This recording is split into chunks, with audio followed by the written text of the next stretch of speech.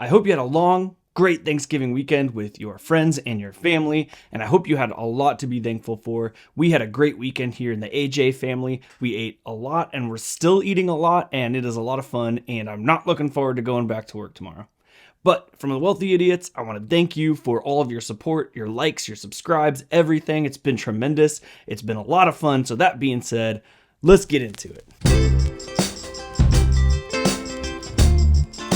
Hey everyone, my name's AJ and this is the Wealthy Idiot Show. Before we go any further, please make sure to destroy that like button for the YouTube algorithm. It helps us out tremendously and we can try and spread our message of financial peace to as many people as possible. This week, I stumbled upon a video from Dave Ramsey. I know that's a big surprise, but I couldn't really believe what he was saying, and I feel like I understand exactly what the caller is going through. The video is called, "I'm in the middle of the baby steps, and I've lost traction." This is a quick video, so I probably won't pause it too much, but let's take a look at what he has to say and, talk a lot of smack about it. Randy's with us. Randy is in Cedar Rapids. Hi, Randy. Welcome to the Ramsey Show. Hey, guys. I appreciate y'all taking my call. Sure. What's up? Hey, so I've been following y'all's program for a while now, and we've gotten to the point where I'm in baby steps 4, 5, and 6. And which ones were baby steps 4, 5, and 6? Let's look that up real fast. Baby step 4, invest 15% of your household income. Baby step 5, children's college fund. Baby step 6, pay off your home early. Okay. Sorry about that. Let's keep going. Just not really feeling traction. And so my question for you guys is there something that I'm missing? I don't want to be just reactive to things, but proactive in some of this. So we have... What do you mean you're not feeling traction?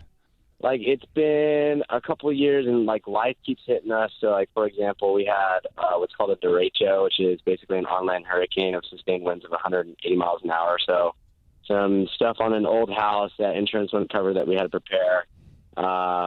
We had 2 babies in the midst of this journey as well, so saved up for those and paid cash for all those things. We now have paid cash for both of our reliable cars now that we've upgraded. So how old are you? We've been investing 27, sir. Wow, you're killing it. Dude, this is called life, and you're winning it. Yeah, I missed the part where you're not getting traction. What are you talking about? Babies, paid for storm repairs. You're rocking this. We've been investing, 15, 20% now for a couple of years. And your house paid for? Ross. So here they are missing the question again. And what he's trying to say is that he's done everything to this point. He's paid off debt. He's paid for everything in cash to this point. He's investing is what he's going to say now. And he's not seeing the wealth increase. That's what I'm guessing. He doesn't really get there because Dave keeps cutting him off. But I think what he's referring to is hey, we're not really, moving forward wealth-wise. And that could be just because of the time that we're in right now. Let's keep going, and then I can comment on that after. Not quite. So then you should not be doing the 15%. Yeah, you should. You should be investing like crazy right now. If you have a low interest loan on your home, putting your money into your home is incredibly dumb, right? Everything is on sale. The economy's on. Every bit of cash that you can muster right now should be getting invested if you can, except for your emergency fund. That's about it. So don't pay off your home. Don't worry about that. It's not a big deal. You can pay off your home later if you want to. We have 5 years left on our you should be doing 15% at baby step 4 onto your house. No more, not 20. Gotcha. So dial that back. And so you're going to have a paid off house when you're 32. You know who would trade places with you? So he just said that he will have a payoff house by 32 and he's investing 20%. And these guys it just went right over their head. Look, Randy. Yeah, Randy. Look, Randy, stop paying your house down and invest like crazy. That's all you got to do. If you want to see some gains, let's do that, and you're going to see traction real quick. Yeah. Let me. In all honesty, let me tell you what I think it is. You thought it would feel differently. He maybe, but again, maybe he's looking for some investment traction. He's not seeing it. And everyone I've ever sat down with, whether they are multi-millionaire or they're a pro athlete, they thought that there would be this resolution that suddenly dad would text out of the blue and be like, hey, I've never called you and told you I'm really proud of you. I want you to know I'm proud of you. That call's never coming. This is an interesting response because when we critique Dave Ramsey videos, a lot of times we talk about how paying off your home is a terrible idea, investing makes more sense, and Dave Ramsey will say, like, forget the numbers. Yeah, technically it makes sense, but there's risk involved, and you're not accounting for the risk, even though we've produced episodes of our show explaining how to account for the risk and how to have backup cash and everything. But he's saying you're not accounting for the risk, and he says the difference between having a paid off house and holding onto your mortgage in your house is the feeling. You feel less stressed. You sleep better at night. He's saying it's better for your soul. And then here we're listening to them right now saying, look, you're finally getting there, and you're expecting some feeling to occur that's not going to happen. So then what's the point? Like, if you can't feel better about your decisions doing the Dave Ramsey way, and the only advantage Dave Ramsey claims to have is you will feel better about your decisions, what's the point of doing it Dave Ramsey's way? Oh, this is very confusing. That I was just going to wake up and suddenly like, I'm a good looking guy. I feel great. That resolution never comes. And so then you're in a, you're in a position, brother, where you're going to start doing dumb stuff if you continue to chase feelings instead of just stay in the path. Because you're going to start seeking feeling. Does that make sense? Yes, sir. And people rarely cheat on their spouse because of their spouse. They cheat on their spouse because it makes them feel alive again. They rarely go buy a new sports car because it's a great purchase, but it makes them feel alive for 5 seconds. And you're in danger of going down that road if you deviate from the path. That's why the path is so important, man, because it gives us something to lean on when we quote unquote don't feel right. That's why I map out my workout programs, because I don't feel like it in the morning, right? But I've already got it written out. Man, stay on the path. From two old guys way older than you, bro, you're doing great. So good, man. Stay on the path. You're doing great. How often have you heard that over the years? Oh, it happens all the time. Yeah, when you get to baby step 4, it just slows down. It changes like from the adrenaline's gone. It changes from intensity to life. That is great to intentional. And intentional is not nearly as exciting as intensity. Yeah. And so intentional is a marathon, intensity is a sprint. It changes everything. All right, that's the end of the video. To comment on the last bit there, I don't think that that's what he's referring to. I don't think he's referring to not having a feeling. I don't think he's referring to that he doesn't feel like he's on the right path. I think he knows he's on the right path. I think he just doesn't understand whether or not it's working. And that's the investing part. The 15%, he's referring to the 15%. So I would agree at the end there, and he's talking about if you're chasing a feeling, you're going down the wrong path. I think that's true.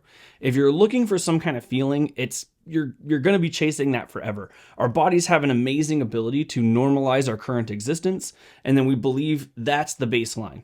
So if you up your car, it's exciting for a minute, and then that becomes the new normal, right? So it's like, it's sort of like a drug addiction, like a dopamine addiction. Like you're just upping the new normal constantly, and you're not going to get anywhere. You're just not going to improve.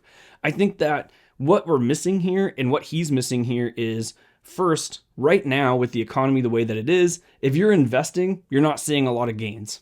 It's just like your net worth is not going up. So you put money in, like this last year, our net worth went down compared to the amount of money that we put in to investments.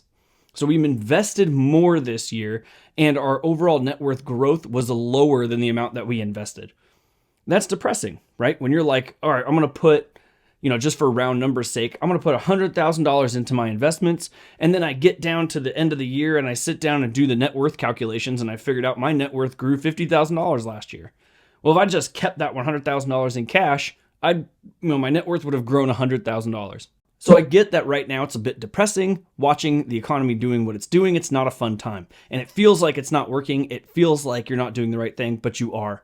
If you're diversifying properly, you're making sure you're making the best moves. You can talk to financial advisors. You can figure out the best ways to put your money right now. But if you have a solid, stable job that you can keep and you're investing a significant portion of your income, you will come out the other side of this just fine, right? I know it doesn't feel like that, but you will. So don't stress too much about that part. The other half is that Dave Ramsey doesn't offer any kind of metrics for how stuff is working in his baby steps. And so we broke that down. We did an episode about baby steps a while back. And the first thing that we said was you have to figure out your net worth, and then you have to keep tracking your net worth. That was our first baby step. And the reason is you have to understand and know where you're at and how you're progressing. Otherwise, what's the point? Like Dave's telling you, like, just put in 15%, just pay off your house. Like, it's no longer a sprint. It's no longer intense. Now it's just intentionality. You're just living life, and hopefully you come out to the best. Well, how much am I supposed to end with, Dave?